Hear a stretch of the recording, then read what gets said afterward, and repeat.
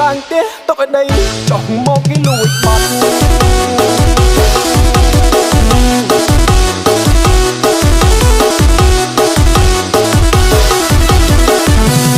មានបុតត្រាការសែនខូកំណើតបុនជុំផុតខ្នើតនោមគ្នាទៅវត្តបុនចូលឆ្នាំចំណាំទៅតែវត្តយើងស្រុកឆ្ងាយចិត្តសបាយចិត្តក្រុមគ្នាអាឡ័យតែសបាយបុនងំគ្នាឡើងវិញ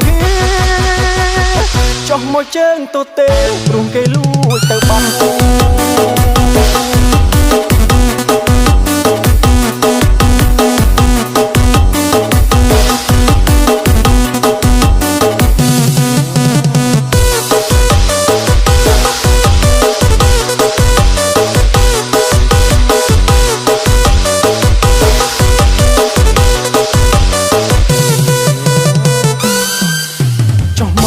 បើជើងគេលួចបាត់ចុះមកបើជើងគេលួចបាត់ចូលលួចស្បែកជើងសែនឆ្លាវាបដូរអាកញ្ចាស់ទុកអោ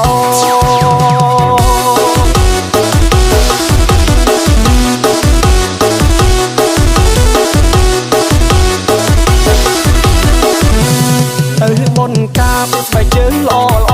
ទៅទិញថ្មីមករក100,000រៀលអ្នកខ្លះពាក់ស្បែកជើងមកកាចាចាំបដូរយកល្អទៅបង្អួនគ្នាមិនថាស្បែកជើងប្រុសមិនថាស្បែកជើងស្រីឲ្យតែប្រហែងអស់ហើយព្រោះគេលួចទៅបាត់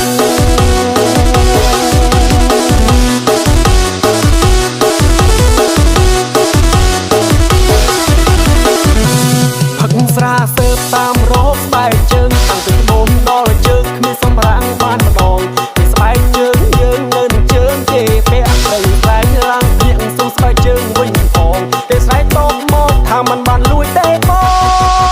ងស្ពះសុំទៅផងច្រឡំគ្នា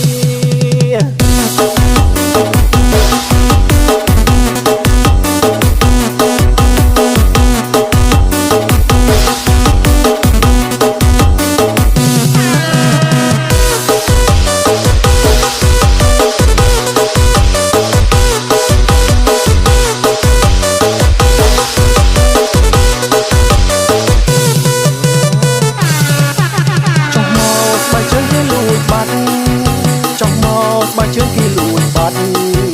ចូលលួចស្បែកជើងសែនឆ្លាវាបដូរអាកញ្ចាស់